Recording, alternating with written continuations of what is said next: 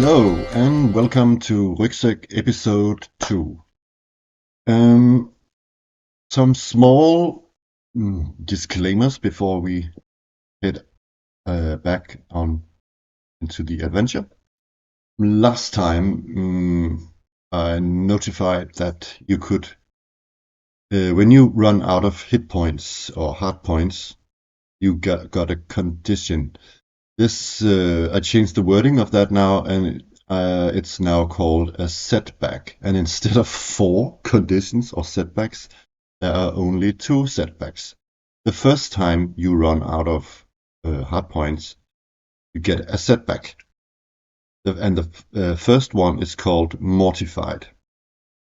You denote an attribute die of choice 1 step. Okay. The second time you run out of hearts, sorry, let me state that. When you run out of hearts the first time, your hearts are reset. Okay. So, but the second time you run out of hearts, you are set back to what is called, or you are doomed. Again, you must denote a second attribute die 1 step down, or denote a second attribute die choice 1 step. Okay, so if you are out of hearts on your what can we say, your third time, you must make a faith roll. If you pass, you get to live, but must choose 1 attribute that gets permanently lowered 1 step. If you fail this roll, you die. That is the change I made. A bit more balanced now. Bottom left corner is a little player, Bandcamp player, and you can see that it's set to some music by Basic Dungeon. I use Basic Dungeon when I solo play, so, and I also use it for a couple of my videos when I run my other new little dungeon delving game, Dungeon of Doom. I find that Basic Dungeon absolutely fits, or it's really good to generate an atmosphere to my taste, and I think it fits the game, the vibe of the game. Oops!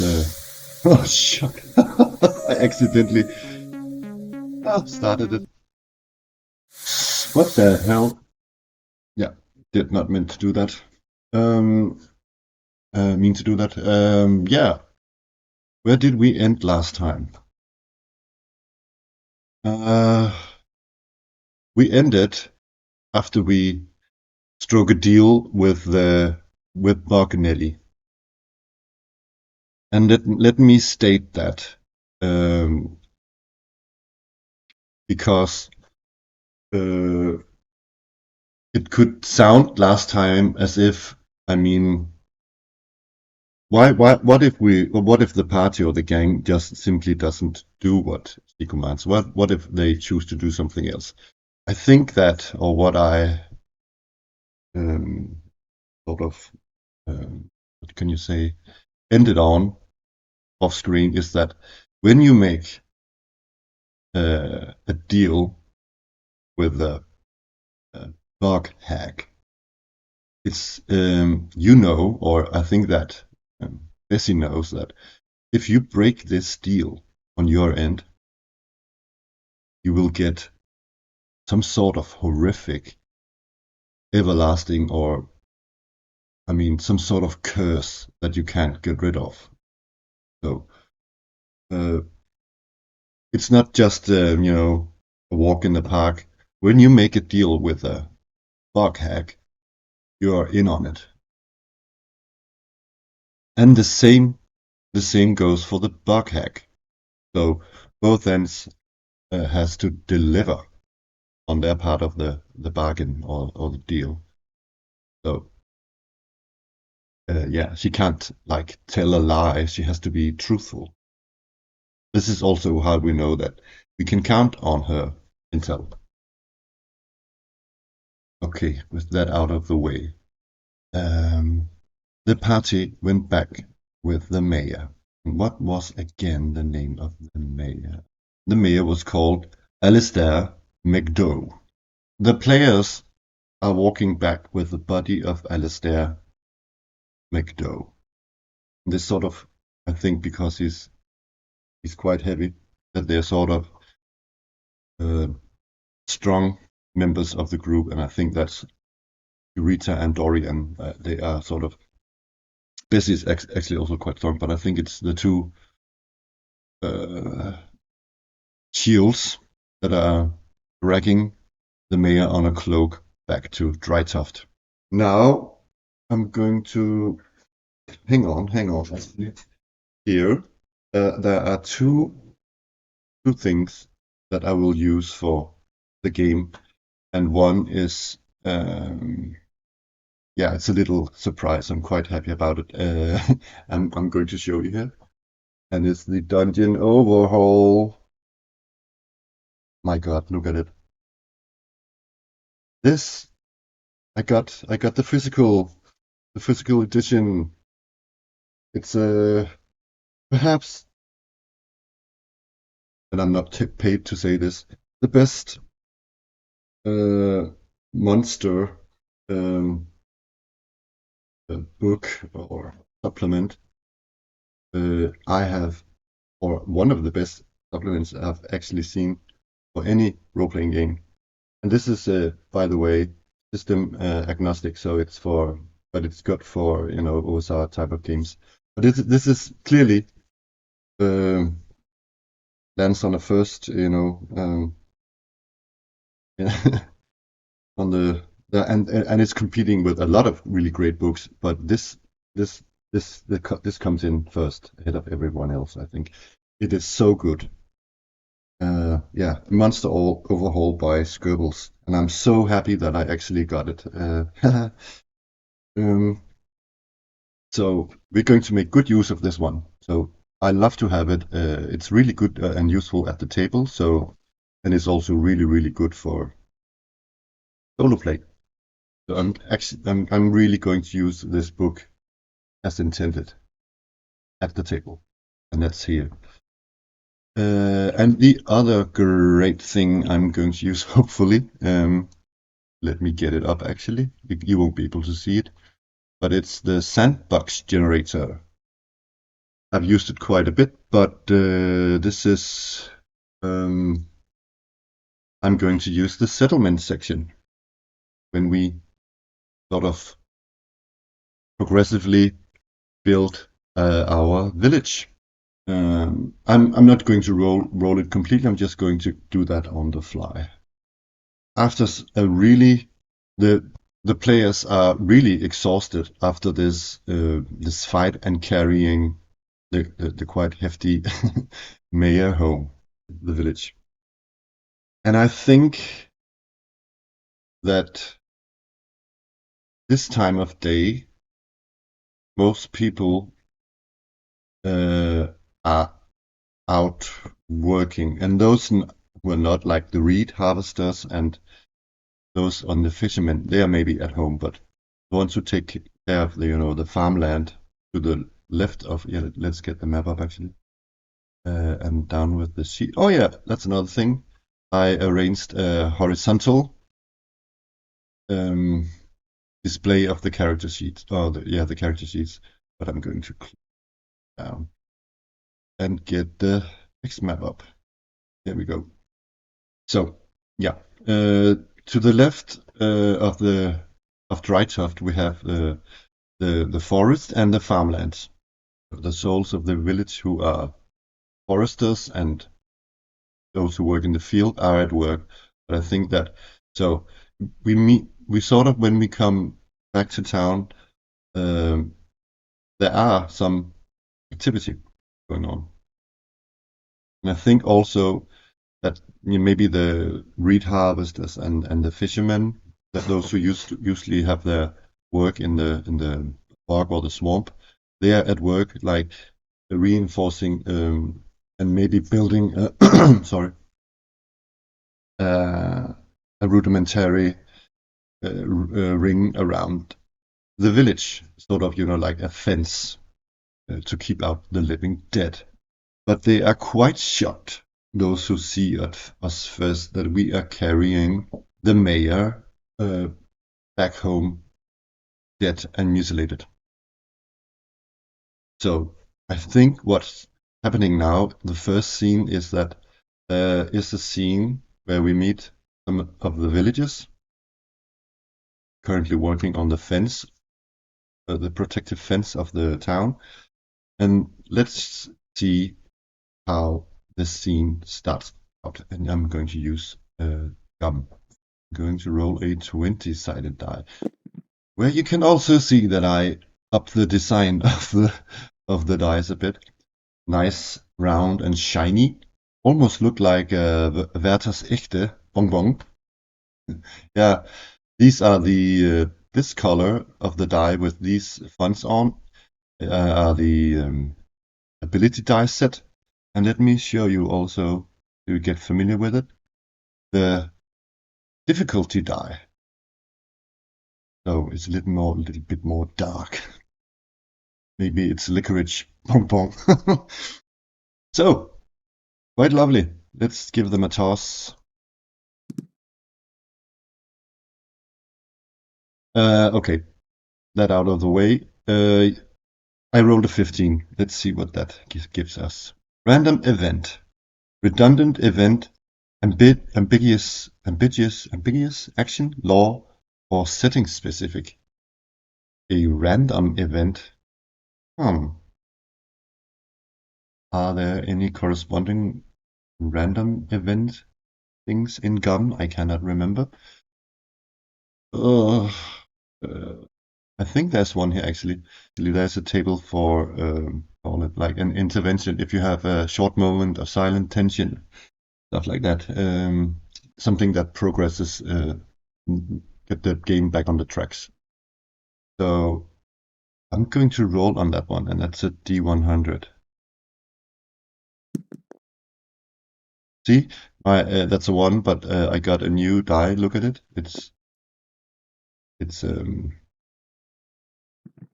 yeah, funny. Sort of a 10-sided, 100-sided die, or percentage die. So I rolled a 1. I got remains silent.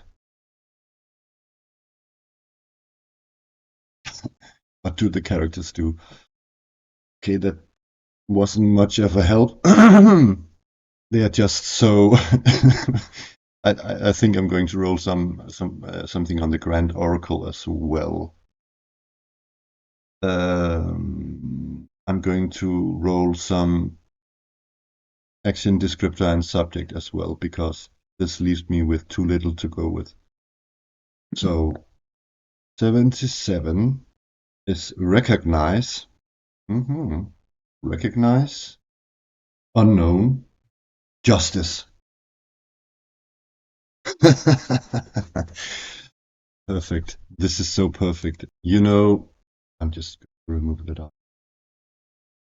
Last time I said that maybe the mayor had a hand in the whole situation. Why the town or the swamp are having these issues with the Walking Dead and the late events around the city. And I think what this tells me is that sort of the villagers sort of knew this. So they just, they're thinking the same as the adventurers. They're thinking that, okay, that's what you get when you deal with the undead, local superstition, and what's the root of all this evil, and then they just find a scapegoat. And I think in this incident that they just blamed the mayor, so this sort of he had it coming, right? Even though we don't exactly know, it's just a theory, you know. We don't know exactly if the or how much the mayor had a finger or a hand in this, but we do know that he has been there, and we also know that the hack stated that. So what his specific role in the plot is, we don't know, but he has a hand in it. He is part of it, some way, and I think that the village sort of felt that. But okay, is there some sort of? I mean, I'm thinking, is there some sort of chain of command in the city? Who are the next in charge? And I'm thinking it must be some sort of a guard or military force. Maybe it's not like a military force per se in the city. I think it's just a local watch or something like that. But I think that there must be somebody new jumping to grab, to take the power of the village. Someone next in line. Actually, I think the mayor is doesn't. He's. I don't know why. It doesn't strike me that he has a family. I don't think. I think he went into this mess because yeah, he didn't fear for his family or something because I think he was alone. So I'm not going to say that it's another family member who takes over. I think it's a city watch, and do they have some sort of spokesperson? I'm going to use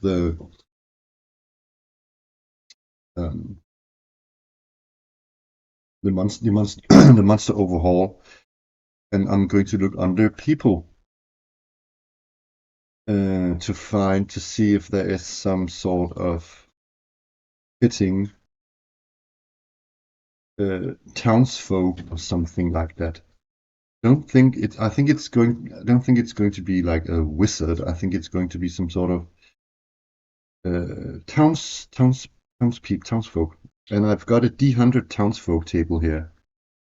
Um, so let's see who claiming the power of Drytuft. And I mean, who wants to do that in this sort of situation? But anyways, there's always someone eager to have power over others. Let's roll that. I'm going to take the dark die. 62.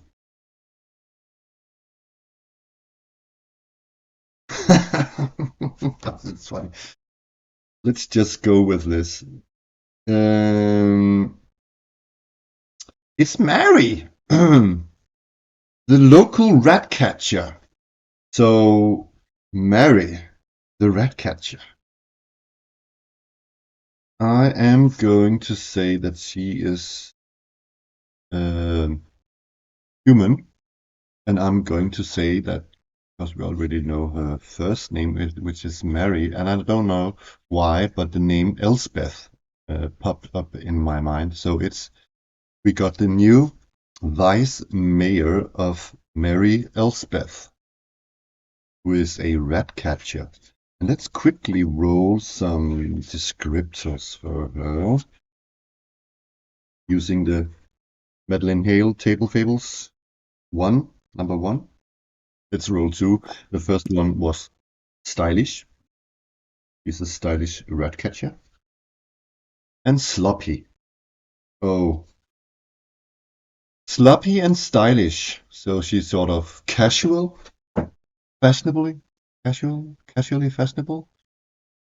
But okay, if she's a sloppy person in charge of the town, that's perfect.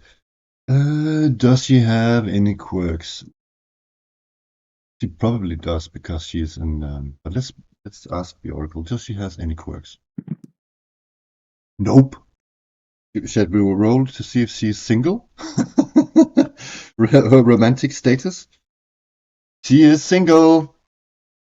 And how tall is she? She's very tall. Ooh, watch out, boys. how is she built? Cultish, brown eyes, nose type. We gotta nose that. This is straight nose.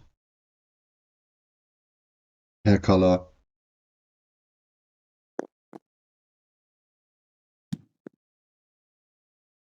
Golden blonde.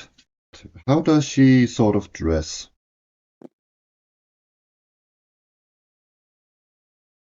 The character wears whatever cheap clothing they can get their hands on.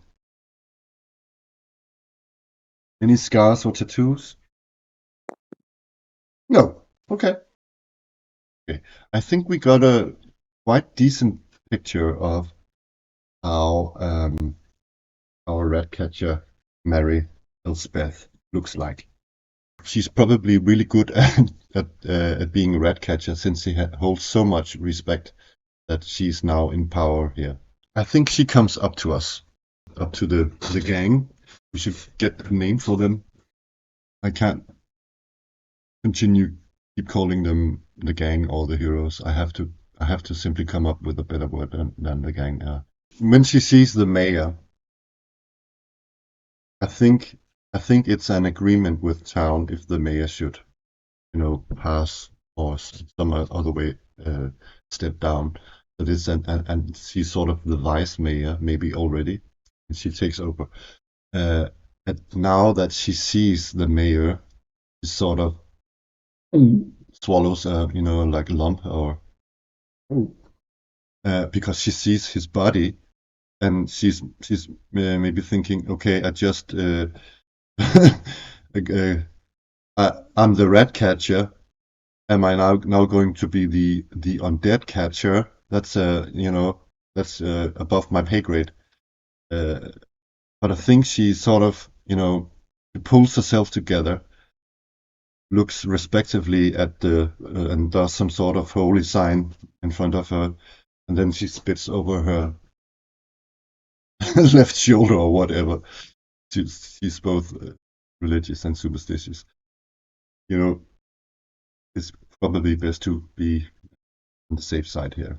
I think she says, um, take him over to the chapel. I mean, and I think we just decided that there is a chapel in town because where else do they take the dead? And I think we're up against, the undead. We don't have a vicar in the party, so we must have some sort of other holy person connected to this, I think. So, the village chapel, and I think I'm going to have like 8 major places of interest in the town. One being the mayor's house. The other one, obviously, I think it's all really good to have 2 sort of inns. I want to have that. So they have some competition. And then I want a chapel. So that's already 4 buildings. So I'm going to write that really quickly. And then I think I want to roll randomly using the Sandbox Generator to get the last 4. So that's a D20. And if I get double, I will re-roll. So 19. It's a school. Number 2. An apothecary. Ooh. Ooh. That's a burnt, ruined building. So 1, 2, 3, 4, 5, 6, 7. We need a last building. Come on, something 15. You know what? I don't think so. There can be. I roll a library. There can be one at the apothecary or something. I don't want that to be the 3. That's a bakery. What I think, we can take bakery. That's fine. Bakery. But what I think is that we have all sorts of. We have fishermen. We have foresters. We have reed harvesters. So I think we also have, but they are sort of remotely placed. They are part of the city, but that's to the left we got the foresters, sort of. I building where you can, like a sawmill, and to the northeast we have some sort of station, maybe for a house where they take care of all the reeds, and maybe some place where they for the fishermen to dry their fish and stuff like that. It's around the town, but these buildings are points of interest, and it doesn't say that, you know. I think that we have all the things I just mentioned in town, but these specific ones, I think that these are sort of hold some NPCs that are important to our story in some way. Let's go to the chapel. Who is the vicar there? Okay. Let's roll a name for this person. Okay, let me actually add one more point of interest, because I think we need a shop where we can shop for our adventures.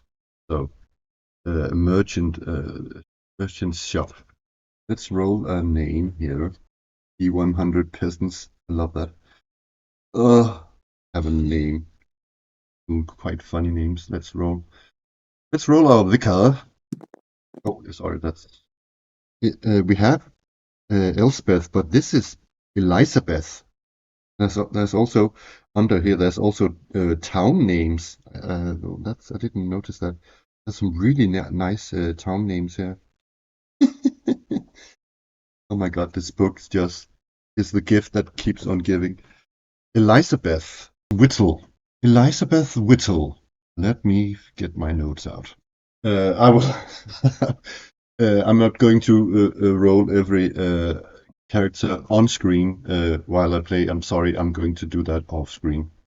But we need a little something. We need her traits now. I'm not going to bore you with that. It was just an example to see how I do things.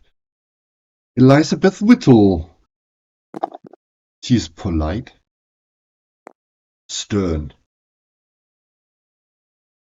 Okay. Perfect. Yes. Does she have any quirks? I'm going to let the Oracle decide. No, and she's perfectly. She doesn't have any, like, she's very strict, stern, and straightforward with no known personalities. Sort of, she's maybe she's just sort of plain. I don't know. How her height? I want to know that. She's short, polite, stern, short. We are carrying the former mayor, Alistair McDowell's dead body over to the chapel, and walking along with us is Mary Elspeth, the rat catcher, the new mayor in town, who is stylish and sloppy, single, very tall, and cultish. Maybe even, like very handmade chapel out of stones, like cobblestone maybe, and very sort of crooked tower and stuff like that. Do we see the vicar? No, but you hear her. Okay. I think so. Maybe she is inside the chapel. Maybe she's in the chapel garden or something. Working in the herb garden or something. I think we can hear her sing. Is she singing? No, but he's whistling. Okay. Okay. We hear probably her whistling in the garden, I think. I think we're going to meet her in the garden. So we're walking because we can't see her right here. I think it's some sort of garden on the right side of the chapel with a stone wall and a little gate entrance. And we're walking up, and we're sort of knocking on the gate, on the wooden gate. And then I think that Mary Elspeth takes over because she now steps up as the mayor. Oh, one little thing is that we haven't actually spoken. Let's walk some meters back. We haven't actually spoken with Mary Elspeth yet. So she was sort of silent and looking, and all that. And I think the gang says to her that sort of let her know what happened there, and they sort of say what they think is going on to her. She's sort of shocked to hear about the details of it, but I don't think she's really shocked to hear that the mayor maybe has a hand in it. And I don't know if let me think, if the gang wants to let in that they stroke a bargain with the bog hack, the bog Nelly. Or are they? Since the mayor hired the gang to take care of this, and there was a reward of 100 coins, I think actually maybe I think that Mary Elspeth wants to, raise the reward a bit. Hearing this, and maybe even guide the. I think she tells the gang about the Elizabeth Whittle, who runs the chapel, who's the vicar in the chapel, that she might have some knowledge about the undead. But I think the party isn't going to spill their beans on. They're just going to say to Elspeth or Mary Elspeth, that they have found some clues that they want to look into. I don't think they're going to say that they struck a bargain with the bog hack. I don't think so. In case, that would create some sort of panic situation in town. But anyways, okay. So they're knocking on the gate to the chapel garden, and Mary Elspeth steps forward and says, "Hi, Elizabeth. Do you have a moment? It's a matter of great urgency. I think maybe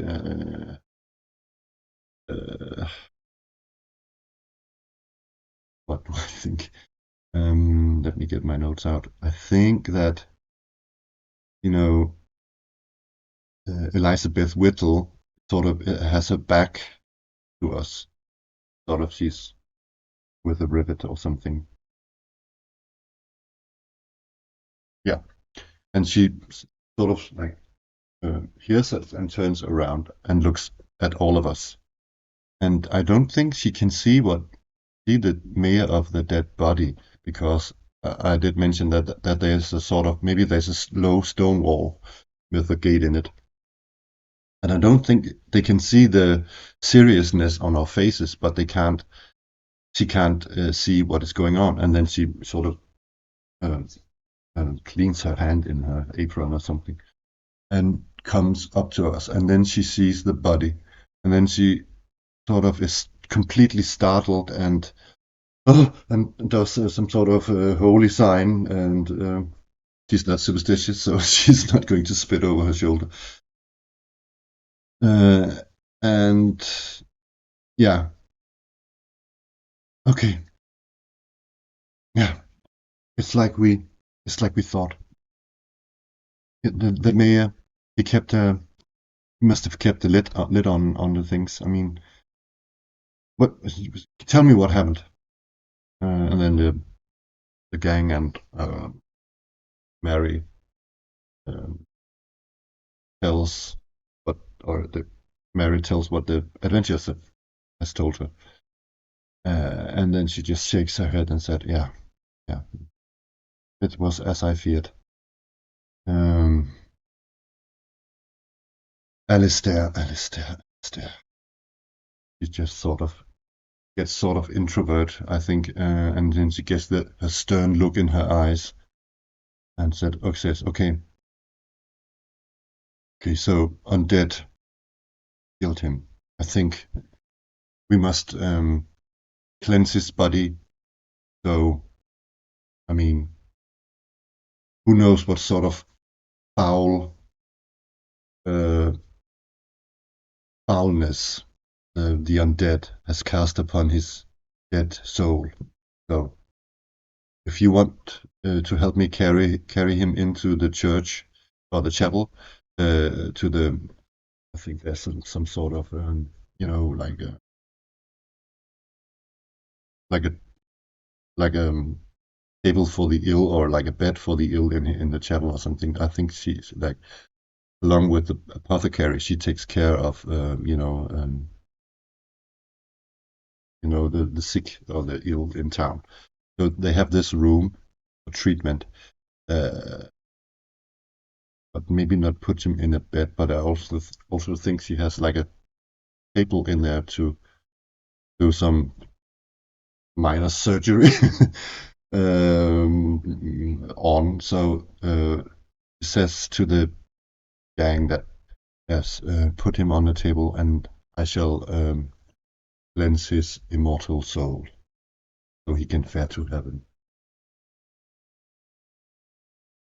or hell after striking a deal with the undead. Okay, we go into the chapel and put him on the table respectfully. Okay, I think that all these actions takes place, and I think we are going to jump in time now to a new scene. I actually also think we're going to jump not quite a bit, but a bit, so that I think maybe to the next day, because I think that she sort of had a ritual where she cleansed his uh, body, making it ready for his burial, and I think that they're going to bury him already today. I mean, the day after this other thing happened. So we're jumping to the next day, and I think it's right after the burial. And I think there's this sort of people want to, because they're coming, nervous. The villagers of the town are coming nervous of the zombie/undead situation that's right at their doorstep. And I think that Jurita has said that they're doing everything they can to look into the matter.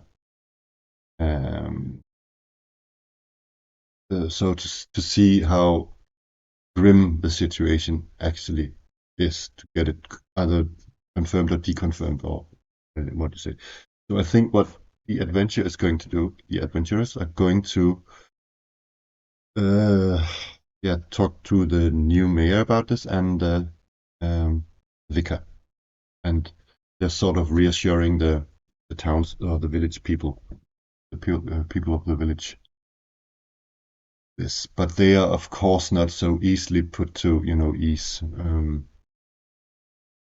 But they do sort of, when we are ready to embark on the journey to the swamp. I think the kind of villages are giving us all sort of little presents, maybe good luck charms and stuff like that, like sort of weird knickknacks. But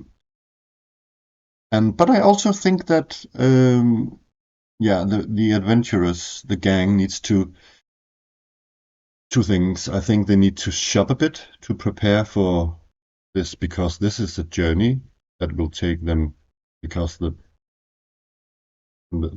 swamp is big. The Flesh-Marsh is not a small marsh, or the Flesh-Marsh is actually sort of all things together that would fit into a swamp. I think it's both like uh,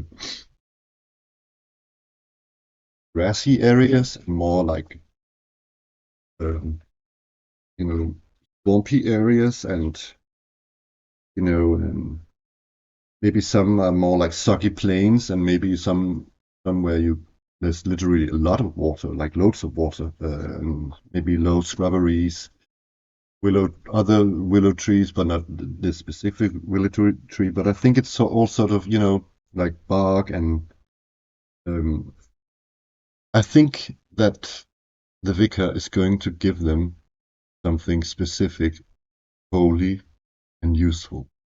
I don't think that any of the villages knickknack is going to help them, but I think that the vicar is going to aid them with something special. What could that be? I think we need to roll in the. Okay, some sort of armor. The vicar isn't going to come along with us because she needs to give the village guidance in the. Huh.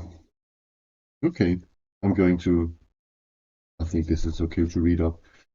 Okay, this is a bracelet shield. In its bracelet state, this shield appears to be a simple golden chain. When activated, it appears as a golden buckler. The enchantment. This shield appears as an average bracelet. When the command word is spoken, it violently expands out into a full-sized buckler. Violently, even. History. The bracelet shield was worn by Danielle Beauregard. She was a councilwoman who, after surviving many assassination attempts, decided to learn how to fight. She wore this bracelet so she would be prepared to defend herself at all times. But I do like the idea that, and I don't think even that I like the idea that it transforms into a shield. What I actually do like is that it's sort of, and I don't even like the idea of it. I can do with what I want, but I think it's a chain that is wrapped around the arm, and I think it counts as a magical shield. So it gets magic weapons do. A normal shield would be +1 to armor value, but this is, however, a magical shield. So they actually gained a relic here. That's another thing. That's in Rucksack, when you want to advance, it's through relics, and a relic is more or less just a magic item. But you can sort of hand in relics or magic items to be traded as adventure points. One relic is worth 1 adventure point, and you can use 1 adventure point to get a permanent ability bonus, or 1 hard point, or the relic can be sold for 1,000 coins. So a magic one-handed weapon, including all range, is a 2+ thingy, and a two-handed magic item is a +3 thingy. So I do think that when a normal shield has +1 to armor value, that it has a +2 to armor value. So it's more or less just a chain wrapped around the arm. But what is the holy thing about it? Maybe, okay, I have an idea. I'm going to write this for the following. That this shield's power is that it negates when it's a +3 shield when it's against the undead. So, who's carrying this shield? I think it's going to be Dorian, then +2. I'm going to make a little star here. +3 against undead.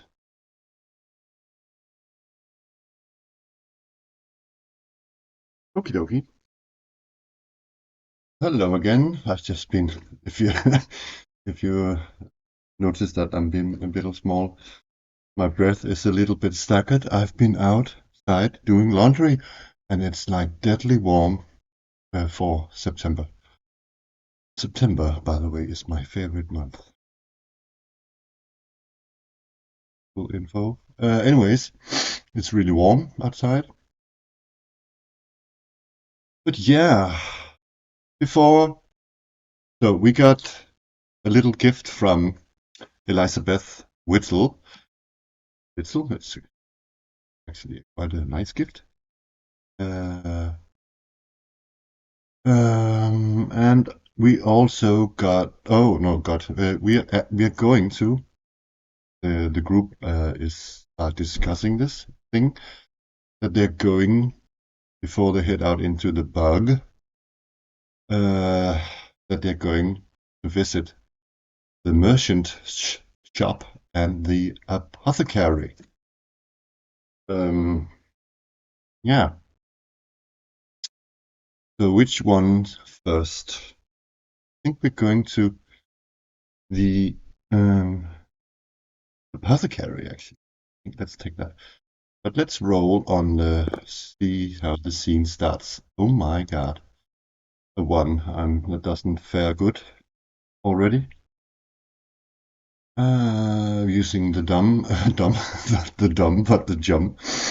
gum scene starter.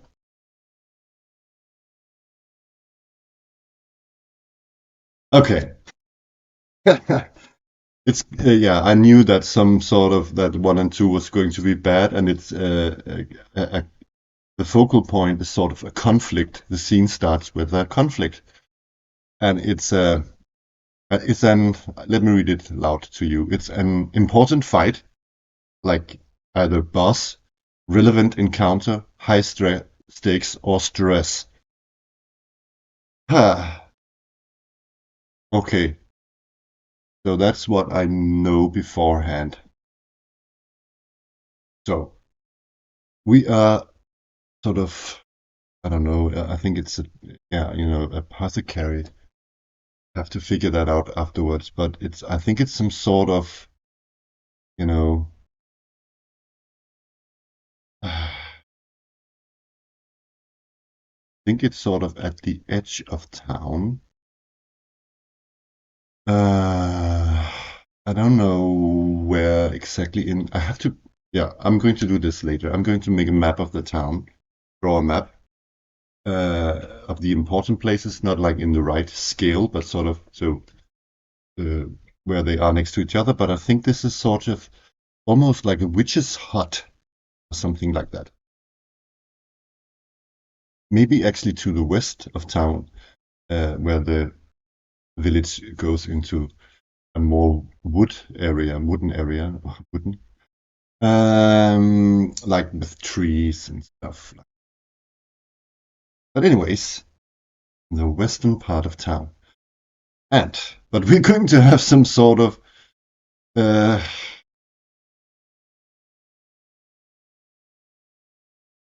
either high stress, could also be high stakes or stress. How many entries are there? 1, 2, 3, 4, 5, 6. I could actually roll a 6-sided die and see which one of these it is. I'm very open to what it could be. It's just something very stressful. Okay. But it's rooted in a conflict of sorts. Okay. Let us see. I need to get some sort of interpretation, something to interpret on why there is a stressful situation. As we're walking in, I'm just going to roll the die. 69. That is persuade. 53. Legendary. 63. Persuade legendary operation.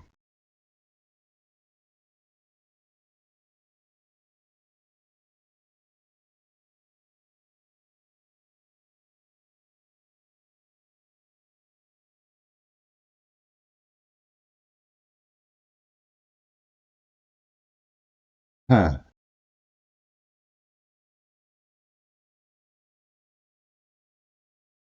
I know what persuade means, but I think I need to have some synonyms ready here. Yeah. Force someone to believe something, especially after a sustained effort.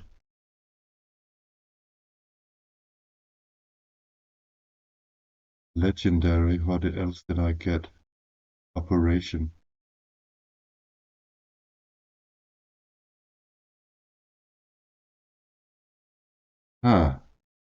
Persuade legendary operation. Wait. Oh.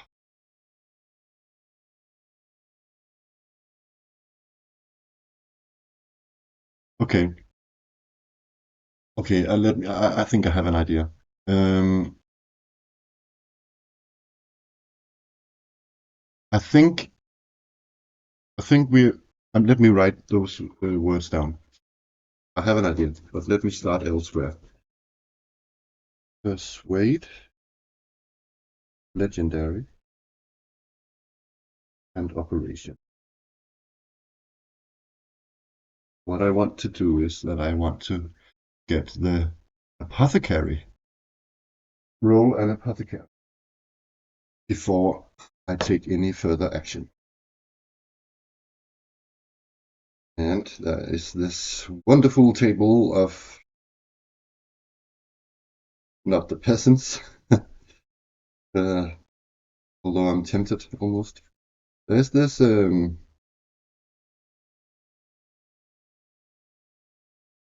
wizard, 100 wizards table. Really like that. Let's roll on that. So, first name and family name first. So 17 is Shoth. Shoth.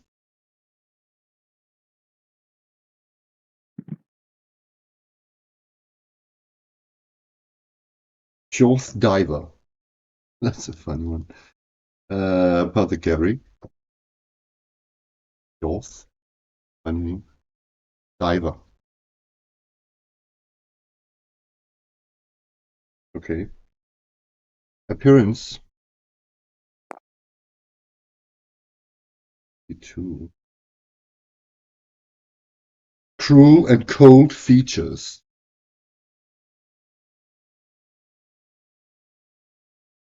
What is that?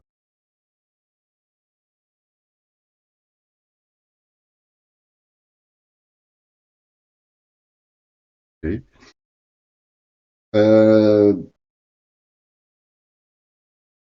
An area of study. That must be because she is an apothecary. That's a field of study. Blah. Yeah. So that's sort of potions and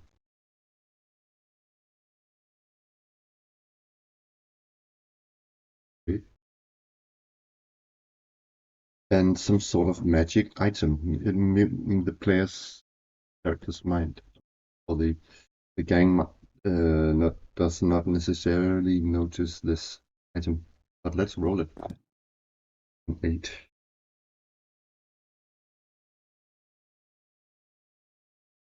That's actually a fitting one.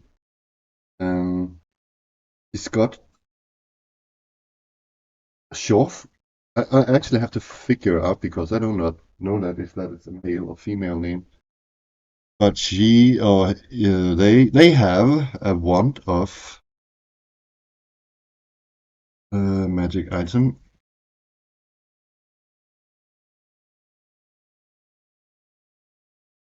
Item is, what was it again? Shit. Something that could wand of purify metal.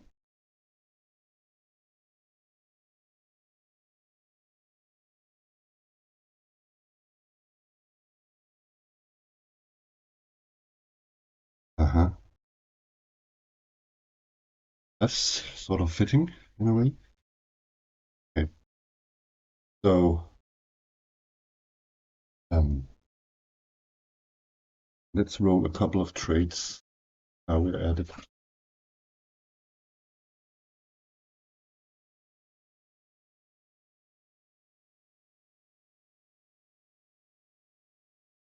And I also have to find what name that belongs to.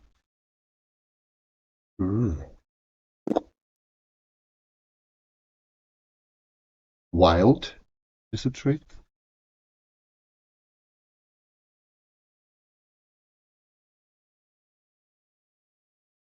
Wild and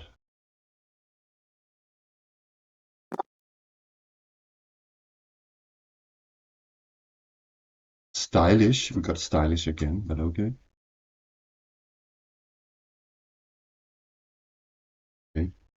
And cruel and cold features. Let me see. Shorth. The name Shorth. Never heard that before.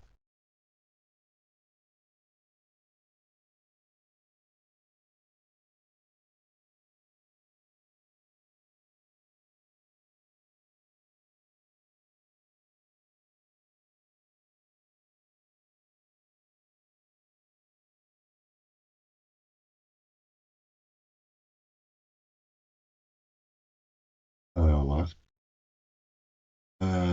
Does not. I do not know that. Let's just make it a 50-50 then. It doesn't. The internet cannot help me. Okay, so it's just a 50-50. I'm going to D4. 1 and 2 is male and 3 and 4 is female. It's a male. Okie dokie.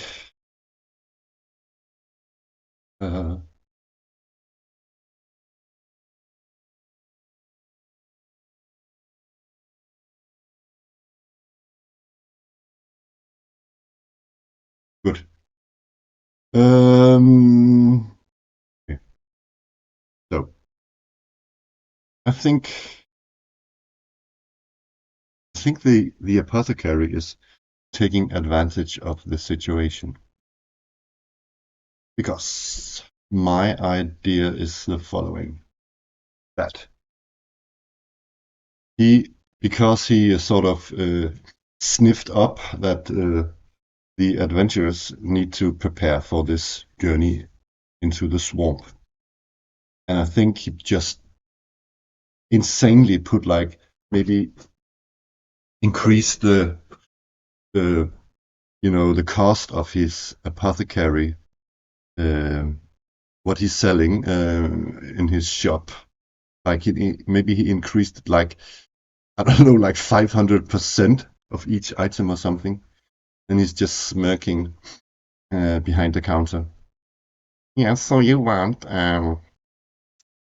sorry for getting a Snape voice out here, but I think he's sort of yeah, talking like that. Yes, you say, what are you specifically looking for? Due to low stock in my apothecary items, my inventory stock is short. I have been forced to put the prices up a bit, but I still think they're quite reasonable. And the gang just looks at him jaw-breakingly, or not jaw-breaking, but jaw-droppingly. And they may be looking at a sign tag saying mushroom of healing, something like that.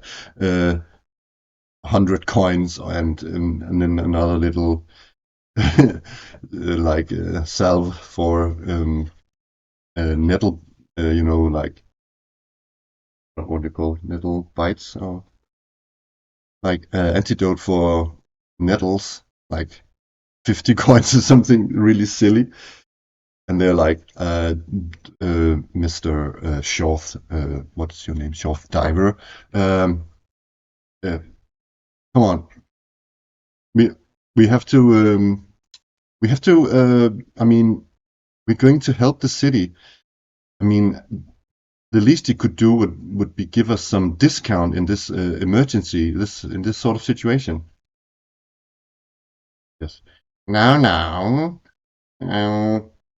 yes, I too has, like you do, has to make a living, and yeah, as I said, the usual handyman I have to get my special wares outside the city. Has I've been quite. I mean, uh, what do you say? Um, I mean, quite. It's been quite difficult lately for them to bring home my wares, my usual wares. So I have to, I have to live too and pay the rent. Not pay the rent. Make a living. Okay. So happen here. I don't know. Let's say that I think actually Bessie is going to sort of persuade him that, looking at the scene prompts here, like persuade him in some way.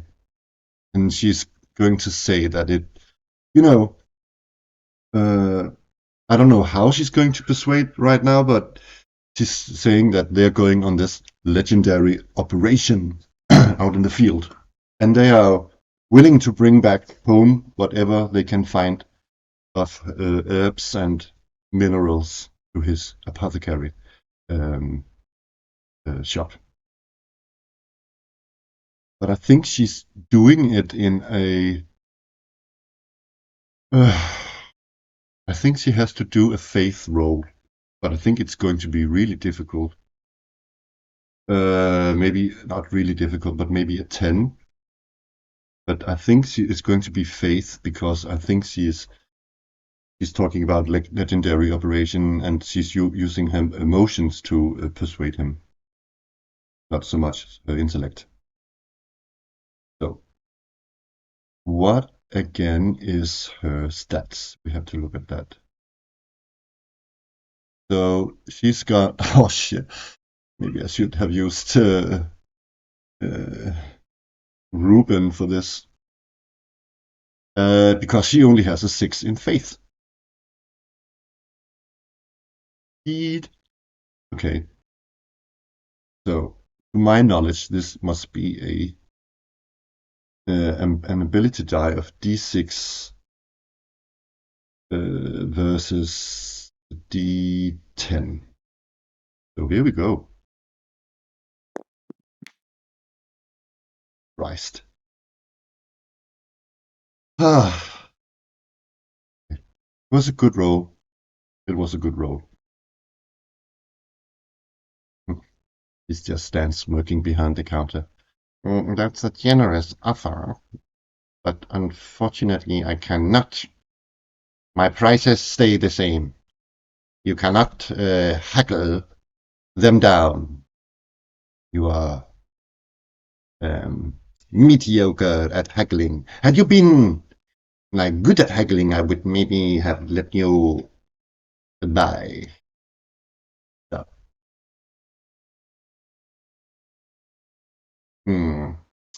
Yeah, you're saying you're going to bring back stuff for me, and then uh, I think that Bessie gets really provoked by this uh, and says, "What? You still want us to take stuff back home? And after you can't give us any? Are you out of your mind?" And she's getting like, "We shall certainly not bring you anything." And I think, sadly, that this. Um, I'm done shopping here. She just, I don't know what the others do, but she's walking out of the apothecary's shop, just banging the door, and the little bell on top just rings in their ears. Ding! And the others sort of,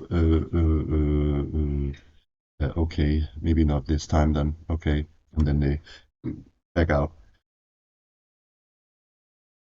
Yeah, okay. So that was the end of that scene. Let's hope they have more luck in the merchant's shop. Okay. Let me remove the die. Okay. They are going to the merchant's shop, and that's just in the center of town somewhere. So let's see how it all fares there. 11 sounds more middle of the road-ish.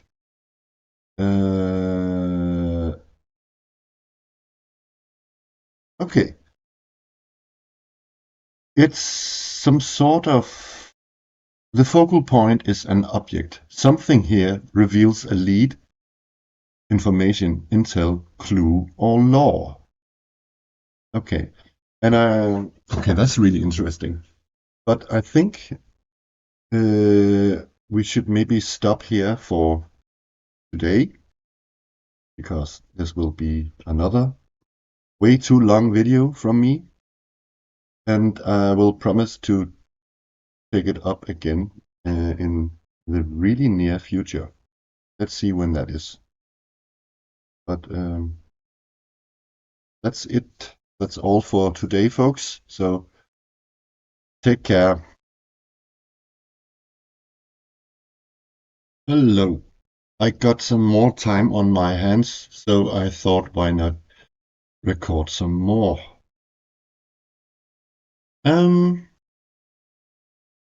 Yes, we are going into the merchant's shop. And while off screen, I rolled some of Drytuft town, and let me see if I didn't make all of it, but I made half of it or so. Let's see where I ended up with the inn. Not the inn, sorry. The merchant's shop. Yes, it's Merchant Bundus Borthelwart. I wrote this name using combination of Table Fables and the magnificent dungeon. No, sorry, not dungeon. The Monster Overhaul. Got some great names in it. And Bundus is he's a man of age, but he is almost when dealing with his customers, he's almost motherly, but he is also, perhaps due to his age, very clumsy. He specializes in carved stones and jewelry. In the shop, you can buy everything your heart desires, but you cannot buy magic items. He will trade them, though. If you, he can buy them off you. So, yeah, Fundus Bottlewort. Okay, let's find a voice for him. And we did roll on the gum table that scene start here has got something to do with an object. Something here reveals a lead, information, intel, clue, or lore. Okay, so I'm going to roll on the Grand Oracle to see what we get. 46. What is that? Hello. I'm going to write this down, of course, because sometimes it's hard to remember. Follow.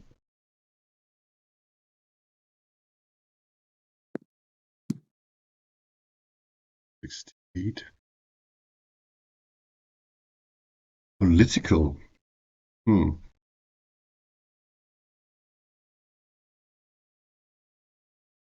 It's not really so far been a very political campaign, but let's see. Knowledge.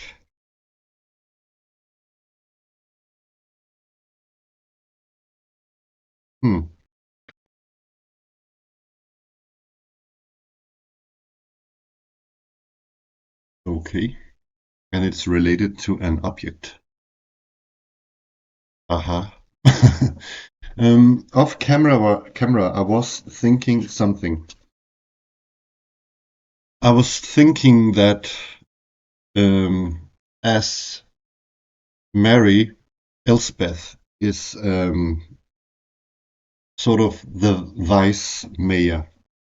I am thinking if she's just sort of a stand-in mayor, and maybe they need to elect, the people of the village need to elect a mayor like via, politics and,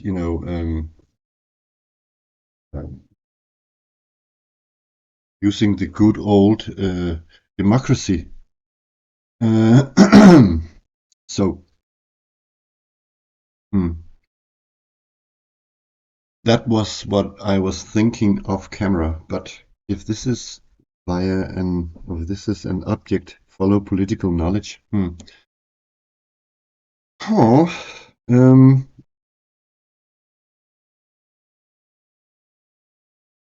okay. Let's wait a bit with this and see how the scene plays out. Okay. So what I have done here in OBS is that I have made a little token thing that I can move around. So you guys can follow in which hex we are. Oopsie.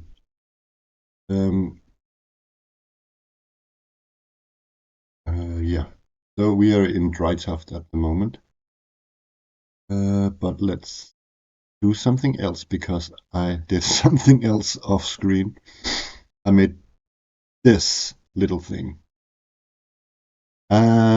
This is, however, I can't remember. I just found something online called the City Builder or something similar. It's a silly little browser program. It's quite okay, but I'm thinking it's sort of a placeholder until I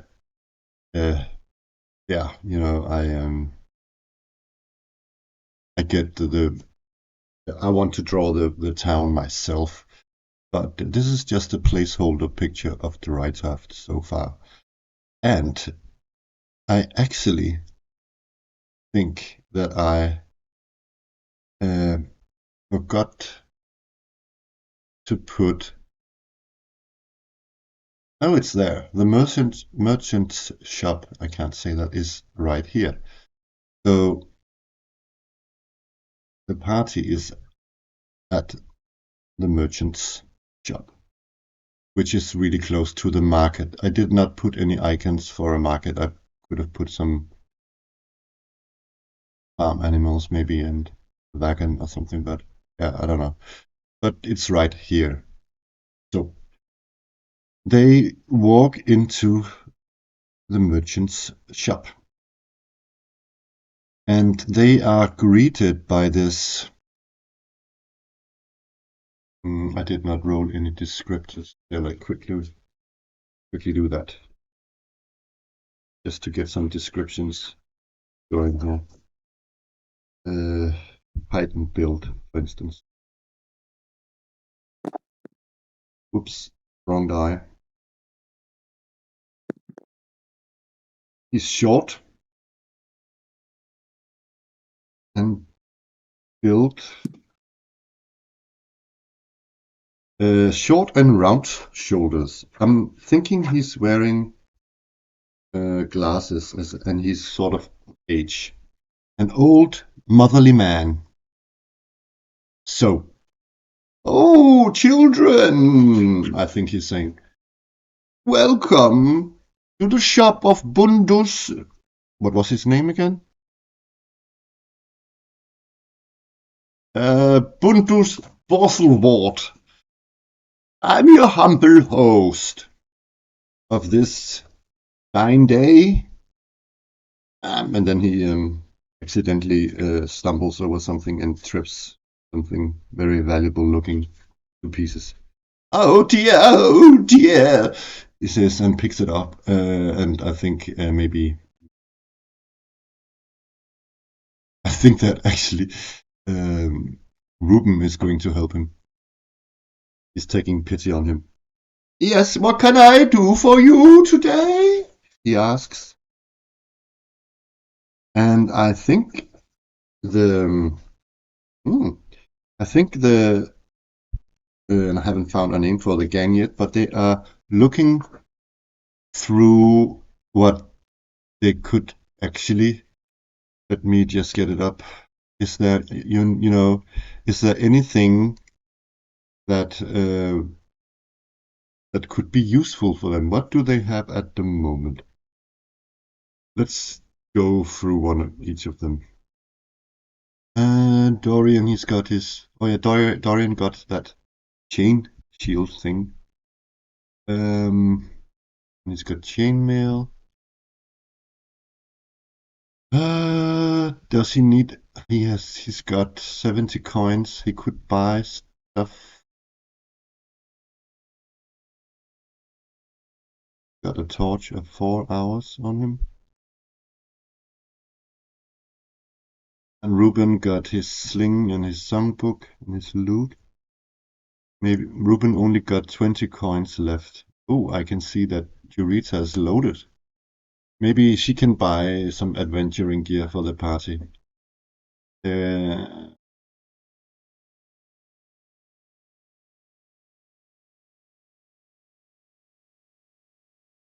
yeah. Let's check what I can get in the shop. I um, I did it so that you can buy everything you can buy in Rucksack. So it's both sort of, adventuring gear, weapons, and armor, the usual stuff. They don't really need anything weapon-ish.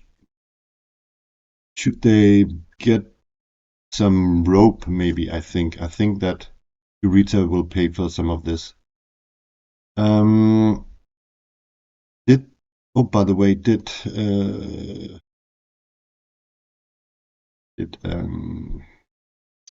Bessie already have thieves' tools? Quickly check that. Yeah, she's got lockpicking tools. I just called it something different there.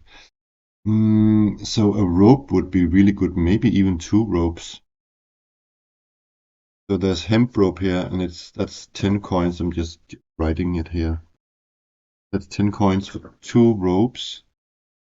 Hempen rope. Hemp rope. Let me add that. Jurita is. We could also just put it in Bessie's magical loot sack. So.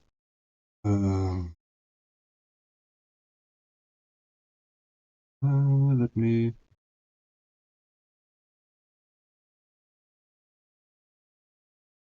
the right. There we go.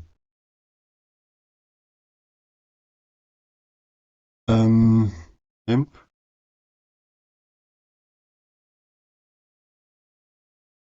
Okay. Rope. Imp. And I'm buying 2 of them.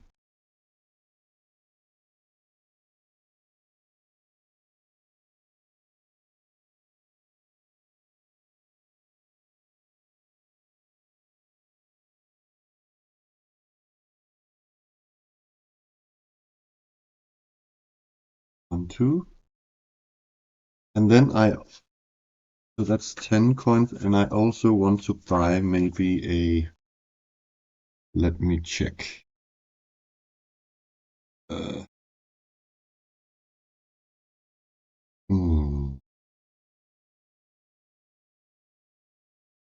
Maybe a crowbar.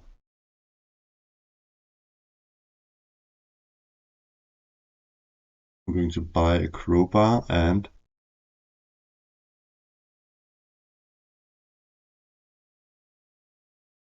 I don't know if I should buy a holy symbol. I don't have any.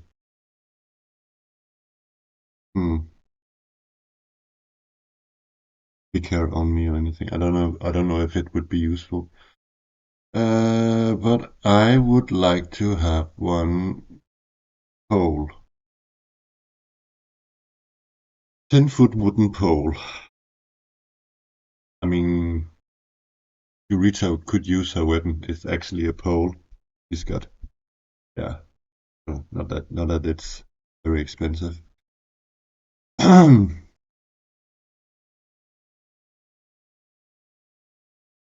But a crowbar, that's only 2 coins. And a grappling hook also, I think. That's 10 coins. So that's 12 coins, and I'm going to put it in to Bessie's backpack.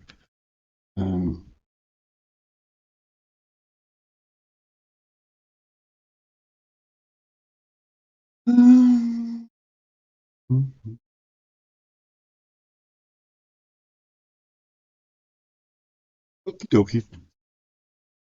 So grappling hook. Maybe they should top up on rations. I think they're just buying 6 rations and then sharing them among each other. So that's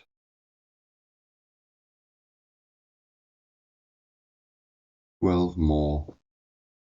That's 24. That's 35 in total.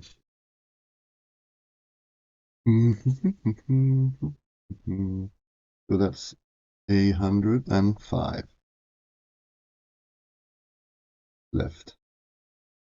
And I think Jurita is paying for the lot at the moment.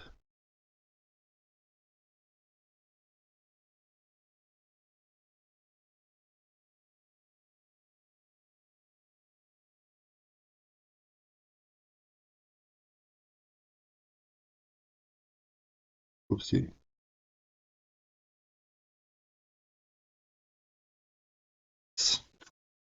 Okay.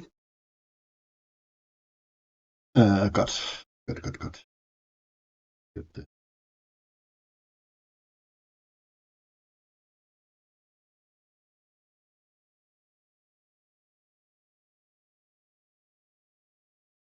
like that. Okay.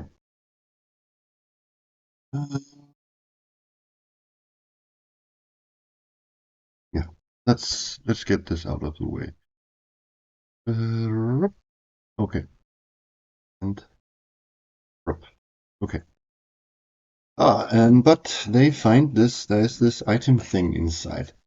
I think also that that the adventurers sort of asking for, you know, a tour around the rumor mill, or if he has any sort of interesting items for sale, sort of out of the ordinary, something like that. And I'm wondering if there should be a rumor table in Table Fables too. Um,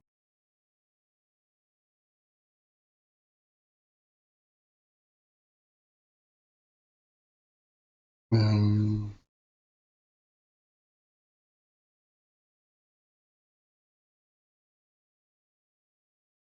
hmm, there might uh, actually be one in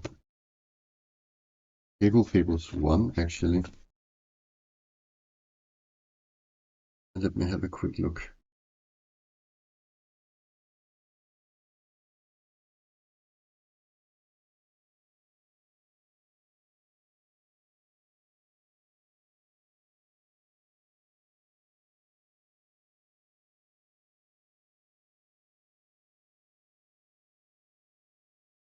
Hmm.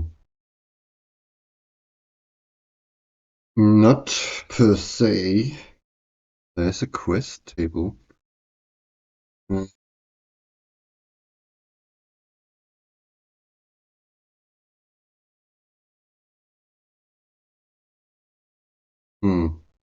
Let me have a look. Page 49. Quite a long one. Maybe it could be used as a rumor table. Let's do it. 72.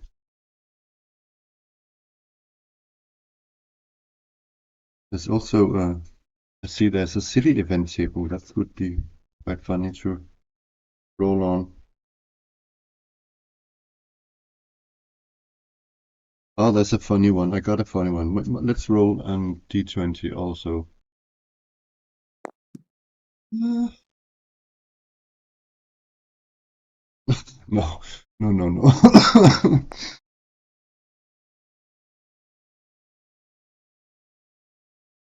Yeah, we already. I said there's a. It says there's a rumor of ghosts spread through the town. Yeah, we already sort of have the undead rumor. Okay. Um.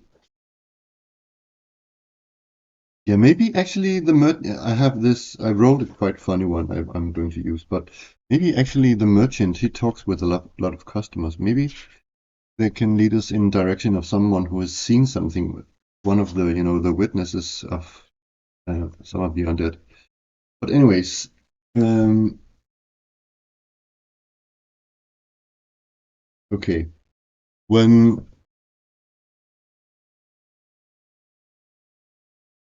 hmm, okay, let me just start with the rumor.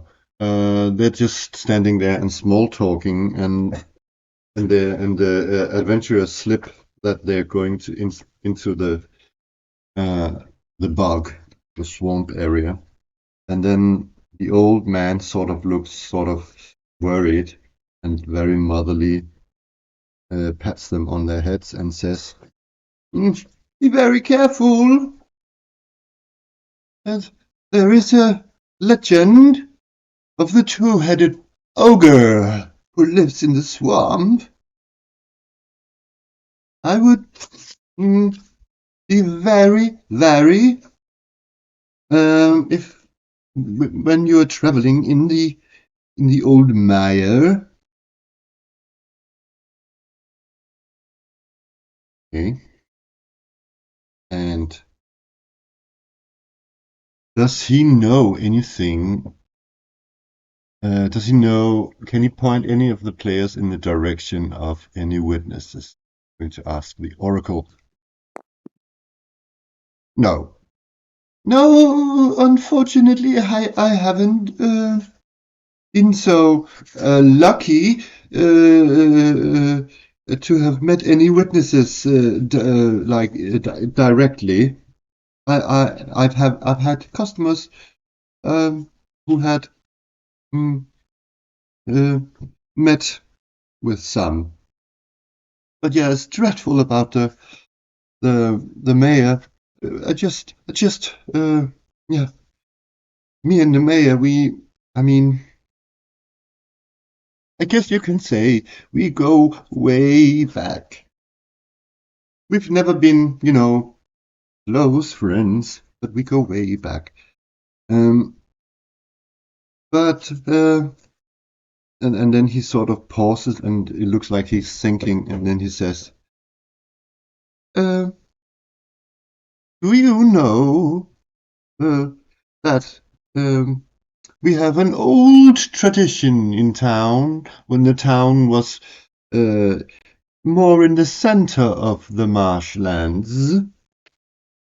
No, they shake their head. Um, and if there are anyone, um, if there are more than two who wants to um, apply for the mayor title, it is an old tradition that it's a test of balance on a tree stump in the old city square of the old town. Of the old Drytuft, the one to the northeast. I think it would be only be right if we got the marshlands back on our hands. That it would be a tradition. I think that would be welcomed by the villagers. Um, So I really hope you have luck with you, young adventurers, and that you uh, fight back this terrible, terrible threat. Yada yada. I think he's almost he's saying all this while he's walking. No, sorry, climbing dangerously up some tall ladder while rearranging some jars of colorful stones and gems and stuff. Not gems, colorful stones, maybe. I think, yeah. I think inside his the sunlight coming in through a window and all his beautiful stones sort of sparkling in the sunshine and so forth. But anyways, oops, just got a message. Okay. Again, so I had to go and get some coffee. And yeah, so I can't remember if we established, but what specific we established. But I think that uh, the prompts we got from Gum was follow political knowledge. Was that the what's his name again? Sorry about that. That Bundus Borthelwart. He wanted to sort of say his opinion that it would be nice if if we won back the swamp again, it would be um, I think he would like to see, and maybe he's speaking on behalf of the citizens of the village or the villagers, that there's this old tradition where two combatants of the mayor title is sort of um, have this fight on a tree stump, and if one gets pushed, the one who is after this fight on this tree stump still stands, he's sort of uh, the winner, and therefore the mayor. Sort of that old tradition. That's what I got out of, and I think that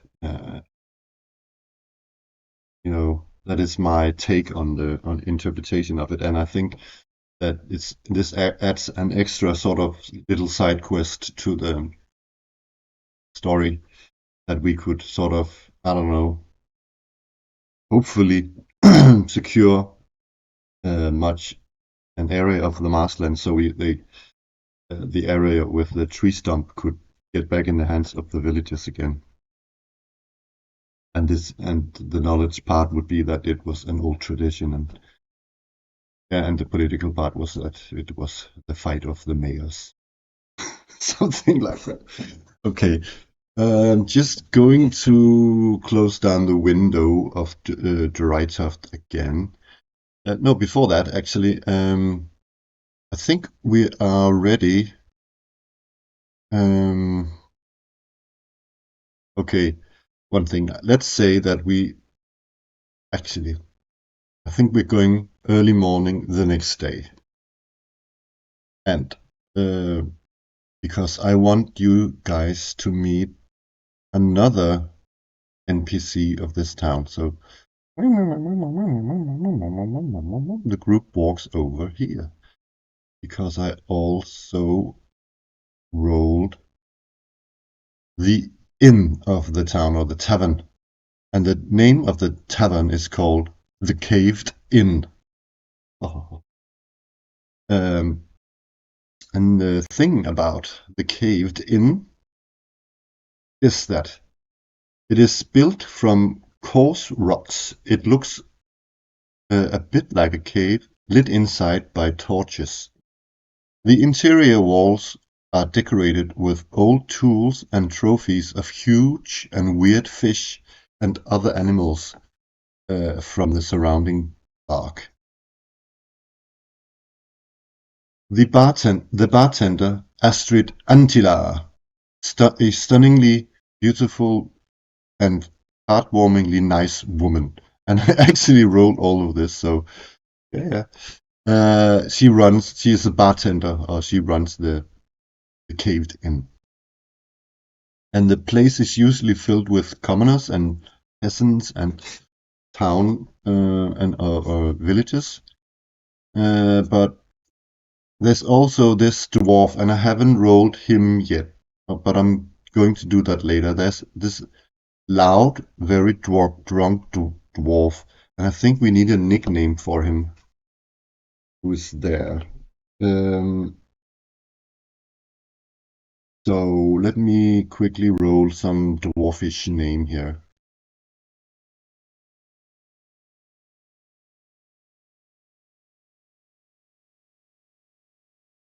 I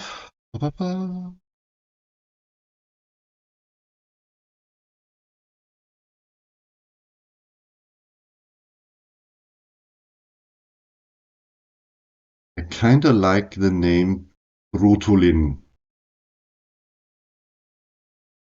but that's his real name.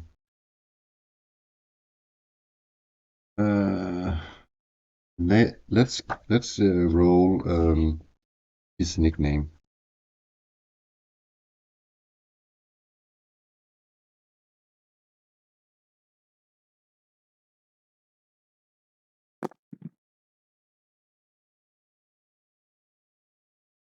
Okay.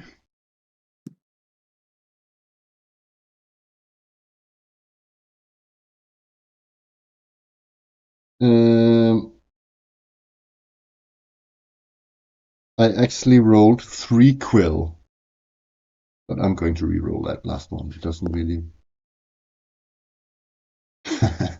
Now I rolled ear. 3 ear. That's interesting. So old drunk 3 ear is shouting. We can hear him shouting from inside the inn. or the tavern.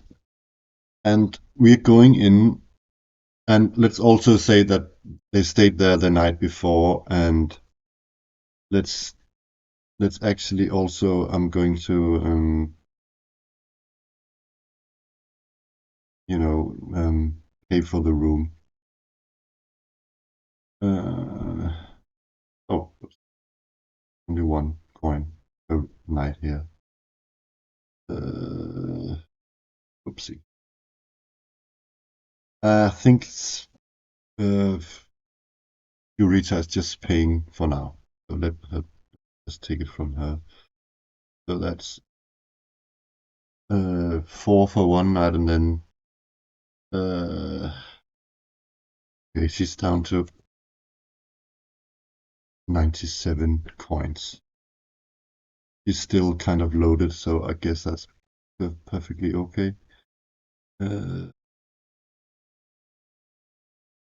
Okay, he paid for 2 nights. Huh. Whoops, I need to rearrange the...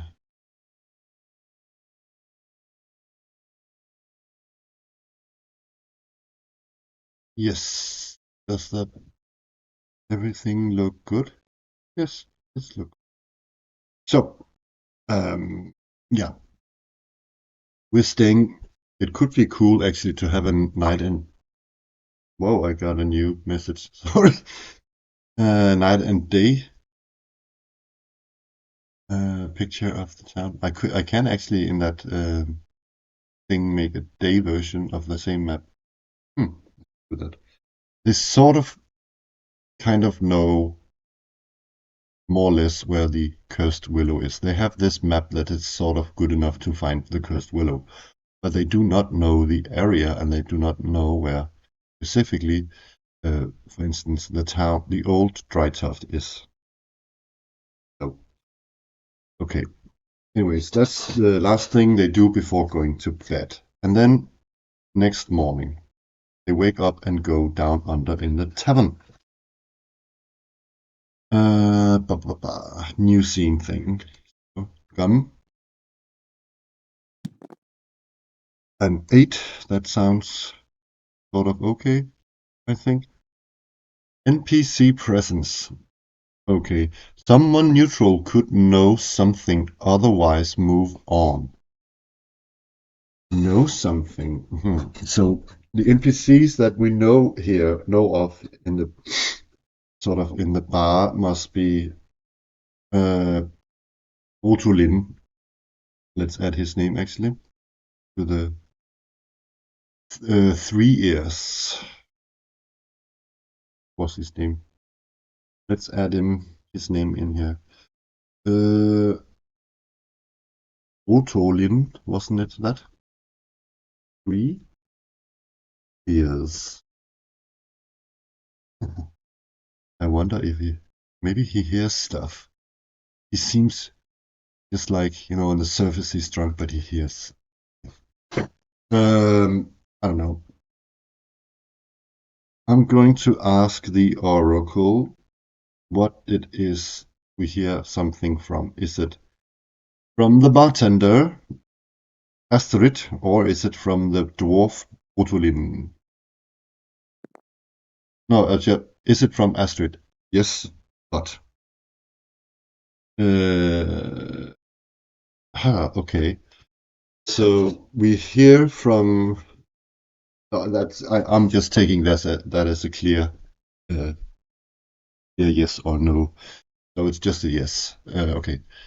What is it that we hear? Was it something useful? Or what was it?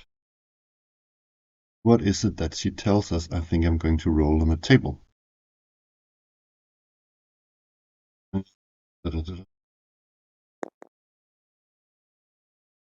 59. Learn. Holy.